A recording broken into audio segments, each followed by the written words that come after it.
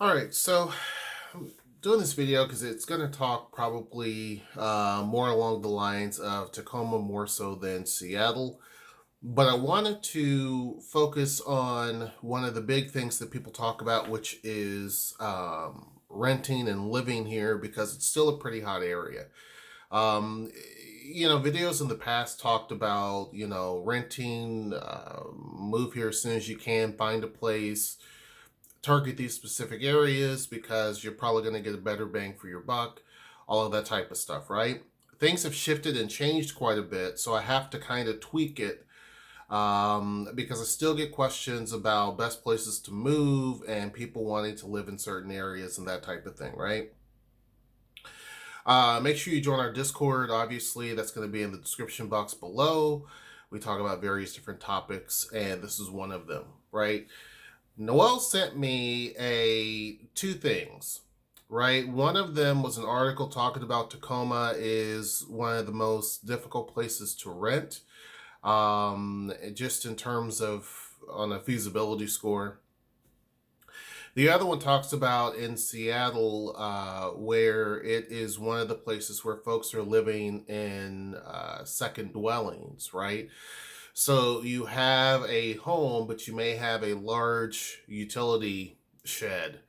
And when I say a large utility shed, some of these are one car garages that are detached or just oversized utility sheds, big enough to put a car in it, but it wasn't designed for that, right?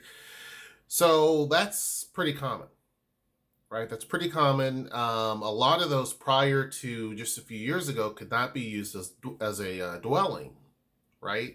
Laws have changed in both Tacoma and in Seattle to allow that because space is just at a premium. And trying to build homes is almost impossible. First off, in my opinion, the whole home building thing is kind of is not a good fit for certain areas, right? If you live in a place that has urban sprawl like Indianapolis, Atlanta, Georgia, Houston, you can build houses all day long because you have tons and tons and tons of land. So you can get a really, really, really nice home for nothing, right?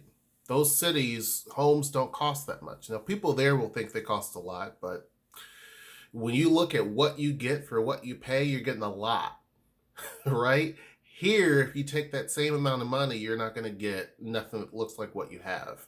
And the reason why is because we have a big population, but a very tiny amount of land that's available to use. Either it's water, mountains, or native land. So you don't have a lot of space in a very tiny area for the population that we have. We're pushing 4 million people when you look at the Seattle metro area, and it is a very, very tiny piece of land that we're talking about, right? Very tiny. So it makes things difficult. Here, there should be more mid and high rise buildings to accommodate all the people, and you would have a better chance of a lot of things, but that's beside the point, right? A lot of people want in America especially, they want to have their own private home, and that becomes expensive, not only for a city, but it becomes expensive for people who buy homes. It's just a problem, right? So as a result, home prices are one thing, but renting is an issue, and it has become a major problem here in Tacoma. It used to be that Tacoma was probably a better chance for people in terms of wanting to rent versus Seattle. Now, I'm not talking about all the other little towns and cities that make up the Seattle metro area. I'm not talking about the Burrians and the Bremertons and all of those because you can go down a rabbit hole that goes forever because every little area is going to be different. We're talking about the bigger key points. And a lot of times people ask me questions about some of these smaller areas, and it's really hard to answer those, right? Because everything is going to be so relative. It's just difficult. So typically, I'm going to talk about the big three: Seattle, Tacoma, and Bellevue, because it's a lot easier to talk about those because most people work in those places and people live in some of these other spots. But when it comes to Tacoma now, when it comes to renting, it is not as favorable as what it used to be. And the reason for that is because we are such a hot market that so many people have moved in that you're better off buying a house than you are renting. Because if you're going to rent, you're going to be paying much more money typically than if you're going to buy a home, right? Here's the problem I think with many Americans is they want the pretty. When they buy a home or if they are renting, they want the pretty. They're not thinking financial responsibility. They're wanting the pretty. And even if you're a doctor or if you're a millionaire, getting the pretty can get you into some pretty big problems because all of that shine is going to be painful later on. And I've said this many, many times to people, is that you have to think rationally. Now, if I go back to Indianapolis or to my hometown of Bowling Green, Kentucky, I can get the pretty because property taxes are not going to go up that much every single year. It's not a big deal. Here, it is a problem because property tax jumps so quickly and the value of your home jumps so quickly. So you have two things amongst many others that are working against you. It's a different world. And I'm not just saying Seattle is that way. It's that way down the whole West Coast. Other areas have that issue too, obviously. New York City being one of them, Boston. There's places that have that same issue. But when you have an area that's really, really hot, San Francisco comes to mind, Seattle comes to mind, the property tax goes up drastically, because the cities are looking for ways to pay for a ton of different services, right? We have a lot of unique issues here that other places don't have. You also have, along with the property tax going up drastically, the value of the home goes up. Now, that's a good thing, people think, but you're also assessed taxes on the value of what your home is. So you have those two things working against you. But even with all of that, you're still better off getting a home than getting an apartment here in Tacoma in a lot of respects. I would say, and I've used to said that people who are coming here, rent for a year and then decide to get a home, because then you can have an idea of where you want to live, right? You can get a pretty good vibe of the city, hopefully after a year of moving here. I told people best thing to do would be to move downtown if you can afford it, because downtown gives you a lot more better options. You're able to rely on public transportation more. The network is a lot tighter down there. That's where everything's located pretty much. It's a pretty safe, downtown Tacoma is pretty safe. A lot of conveniences, a lot of stores, shops, things like that. It's a really up and coming area, right? However, now we're dealing with a situation of developers building smaller and smaller buildings. Well, the buildings are still these little bitty mid-rises, but the apartments are smaller and smaller. And you're paying the same as what you would pay for a 2-bedroom house, right? Some people are paying $1,800 a month for a 1-bedroom, and it makes no sense to do that when you can get a home for $1,500, right? So, but these developers are smart. They know people will look at their eyes and say, look, this is, I have granite countertops and I have the latest appliances and I have all this other stuff, not understanding that developers get all these things for really a cheap amount, right?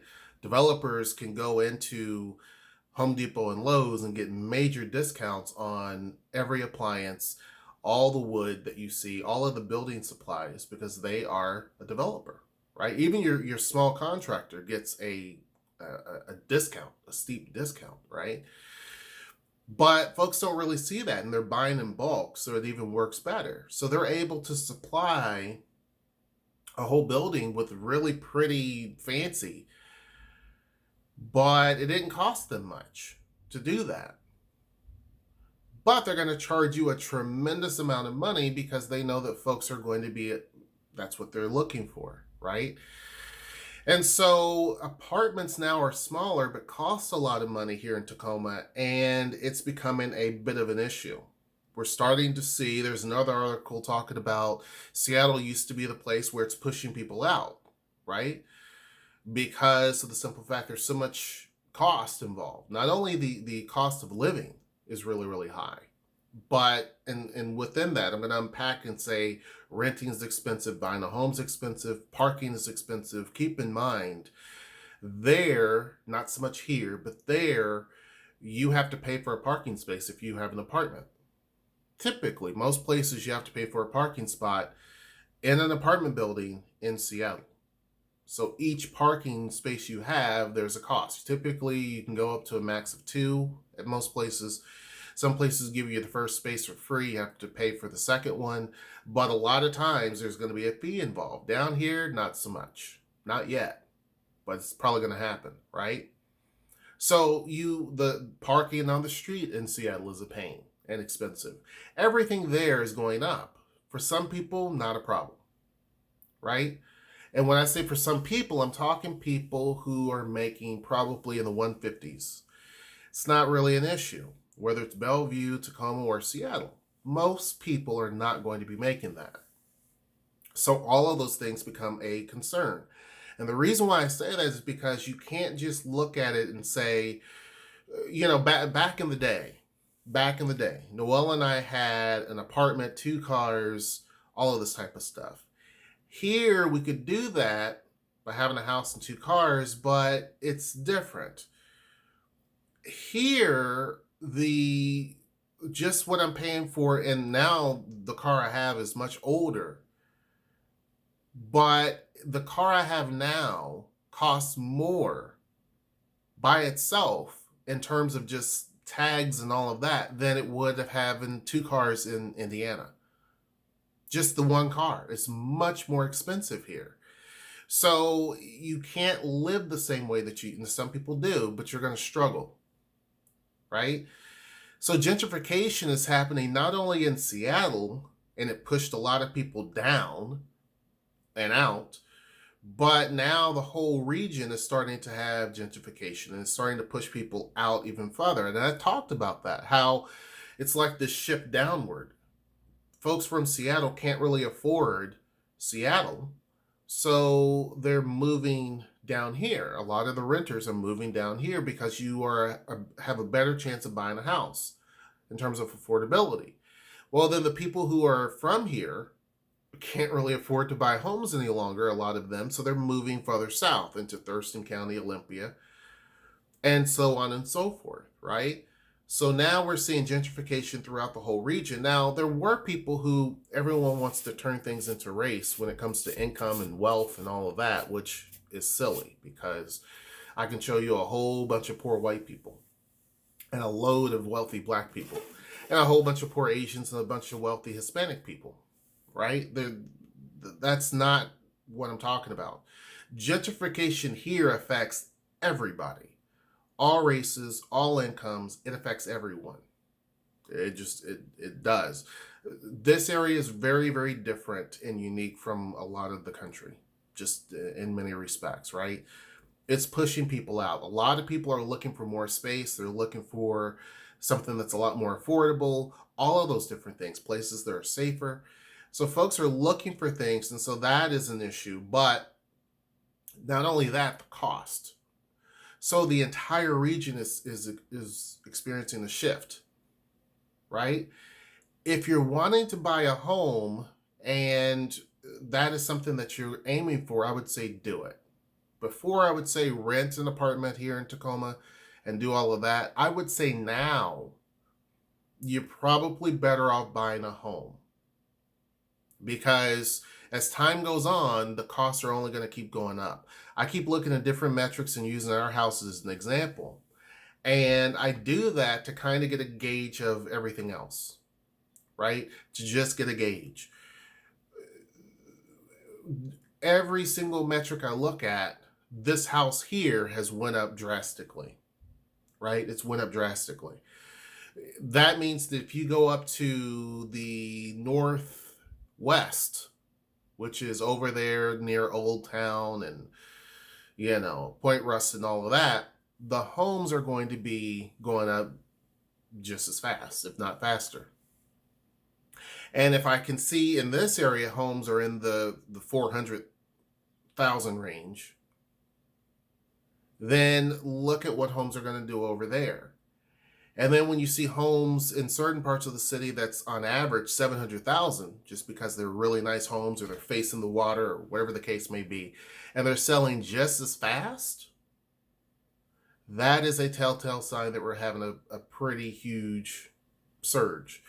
Now, for some, this is a great thing, right? This is not, if you're a homeowner, this is a great thing. Because if you go to sell your home, it's great. People are going to pay you top dollar and probably pay you much more than what you're asking for.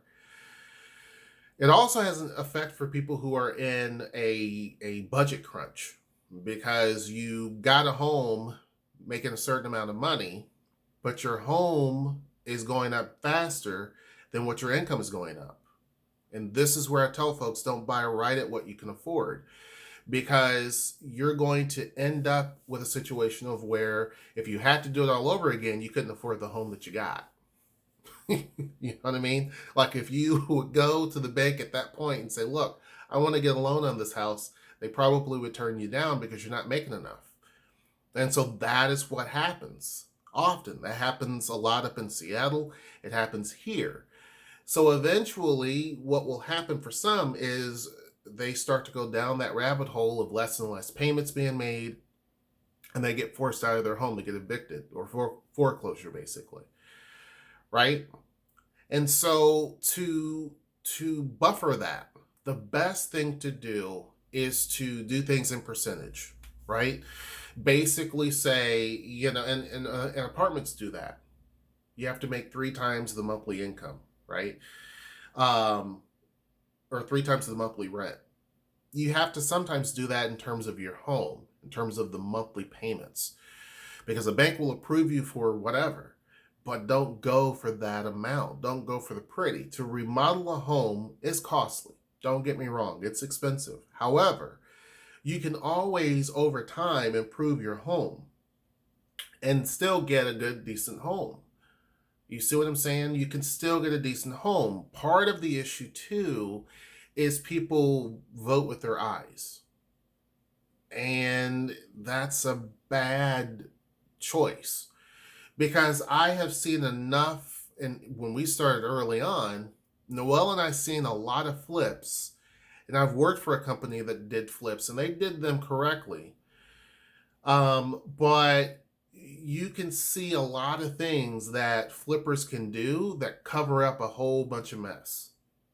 I talked to a friend about this, even about dishwashers, because she has a dishwasher built in, and she was talking about how we have a countertop dishwasher, and I don't know, maybe didn't think that was cool, but I was thinking, to rip out a whole entire kitchen and put in new cabinets and all of that in a dishwasher, you're going to be paying at least $15,000 to $20,000. Easy. Not only that, they're going to probably have you, code here is very, very strict. So not only that, the electrics is going to have to probably be updated. You're going to have to update the plumbing. You go down a rabbit hole and you have to keep going down different holes, right? That's just how it is here. So to put in a built-in, you're going to be facing a huge cost to do so. Huge cost. And on top of that, dishwashers are notorious for leaking. You may not see it. Sometimes if you're lucky, you'll see a spill in front of it, but they leak behind there. I've seen it so many times. Brand new house, old house, doesn't matter. And when you pull it out, or when they do inspections, you see a whole wall that has been just rotted, right? So I was saying it makes better sense to put something on the countertop, which is what we have, because I can see what's going on. And there's good, proper airflow and all of that. And I can go through and update that whole entire kitchen cabinets and countertops and all of that, and it still look good, right? Still looks good. But you're not spending $20,000, $30,000 to do it. It just doesn't make any sense to do that. If you were to buy a house that has everything updated, For a house like this, you're probably going to be sitting at here, probably $500,000. It just, you're going to be closer to 500,000. The homes that sold down here for 400,000, they're brand new. They don't even register for 400,000 anymore. Now somebody bought those homes, but if you were to pretty much, I go and look online because there's tools you can use as to what those houses are worth now. And the reason why they were bought so quickly was because the people who bought them were like, ooh, these are brand new homes. I want to get them. Even though they're 410,000, they wanted to buy them. And the homes are very close together. Again, that's the property where there was a house there. They knocked the house down and they ended up putting two houses on one lot. The lot was not that big to begin with, but they put two homes there. I could probably stand in between them and touch them, right? The reason why they were bought so quickly with a very limited front yard, very limited backyard, and they're so close together, the reason why they sold so quickly was because the folks knew that buying a brand new house here is just rare. It's a unicorn. And the second thing is, even though they're 410,000, they're not going to be 410,000 just 2 or 3 months from now. They're not. So now those homes are, I think, 460 or so. I forget. But that was just a few months ago because the prices go up so much. So you have to be practical if you're buying a home and think long term. Property tax is a big concern, should be for you, because that's going to affect your payments. Because your bank or whoever you're financing through has to adjust to account for that. Property tax is an issue. The other big issue that people don't think about too, see, renters and homeowners have very different concerns, very different issues. Renting an apartment, you have the cost of the apartment, but also the possible parking issue. You may not have any parking. Here in Tacoma, typically, if you're downtown, you don't have any parking. Or you have one little space, or you have to find parking or something like that if you're downtown. If you're away from downtown, you have apartments where you can park up to the door, and that's great. But you also have utility costs and things like that, like everybody else, and those can be pretty pricey. Buying a home, a lot of times you have your own parking without an issue, but you have the other side of things, which is property tax and the cost of utilities. Tacoma Power, it's TPU, is very expensive. I don't know anyone that pays less than $500. It's expensive because they roll everything in there. You're paying a crap ton for just basic stuff.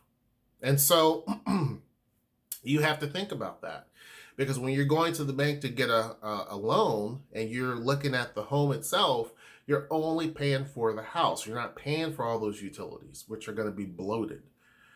They're expensive here. It's expensive. I don't know anyone that doesn't say it's not. It's expensive. I go to, I forget the name of the Next Door, I think, or whatever I don't know. It's an app. And that's one of the common complaints is their TPU bill. It's one of their biggest issues is the cost. It's expensive, very expensive, right? So the car tags and TPU are typically the two things that people complain about because they're very pricey. And the more expensive and nice your car is, the more you're going to pay. The prettier things are. And I guess because, they talk about California has the sunshine tax and how expensive everything is just because you have the beautiful sunshine. Here you have the beautiful scenery, so you're paying for that. It's expensive. And everything that comes with it's expensive. I don't know about Portland and all of that. Portland is probably very similar. But I can say most of the places down in California, everything's super expensive. Owning a car, owning a home, it's just crazy. Here's the same way. So I would say if you're looking to move into the area, renting might be kind of out because you're going to just pay a lot of money and there's no point in doing so. I would say do detailed research about this area and then go for a home. Get a realtor. A A lot of times they can steer you in the right direction. They can't tell you certain things or lead you to certain directions like that. But they can tell you that this is probably this is a great area. This is close to whatever you're looking for. That would be the direction I would go. I would say purchase a home. Probably within the next few years, buying a home here is going to be out of the question for most people. And the reason for that is because of the drastic shift that's happening. And for two, a lot of people working from home. There's other big companies that are trying to make the move out of Seattle a little bit because of the tax situation that's going on there. So there's a lot of up in the air. Now, if you're living here already, not a big deal. But if you're thinking about moving here or if you're renting, there's a lot of up in the air for some people because things change so quickly. It's such a volatile market. Again, if you're selling a home, it's heaven. If you're doing any of that, it's great. But if you're looking to buy a house, it becomes more and more of an issue in terms of if you're able to even do it. And it's pushing people further south. You're going to probably get less house than what you're thinking. You're going to get a house that you're going to have to remodel more than likely to be up to your liking. But it's a bonding experience. Noelle and I, we've bonded and argued a little bit. But we've bonded in terms of just fixing up different pieces of the house, fixing up the outside, in terms of like the yard and different things. Those are things that are cool. You can already get some of those houses that are already done for you, but you're going to pay for it. Also, one of the other things too is a lot of the newer, prettier houses we went through and we looked around the neighborhood not long ago, but a lot of the newer homes, and we saw that in Seattle, we're seeing that more down here now, is the cluster effect. You're seeing it also in places like Ording too, DuPont. A lot of those are new builds, but they're putting things on such a tiny, tiny lot. We saw a lot of that in Indiana. I lived in an area that was called a vinyl village, and homes were kind of close, but not as close as what they are here. They're very, very, very close. Very close. So that is becoming more of a common theme where you open your back door and you're looking right into someone's yard, or you're looking into someone's house, right? There was a house we saw that was really, really cool, but you go out onto your balcony and it's just, there's a house. Like, just, you could probably throw some gum and hit it. So it depends. That wouldn't be a house for me. I have to have some sort of space and distance, but for some, it's not an issue. But anyhow, hope you guys enjoyed this video. Make sure you join our Discord, like, share, subscribe, and until next time, I will see you. Take care.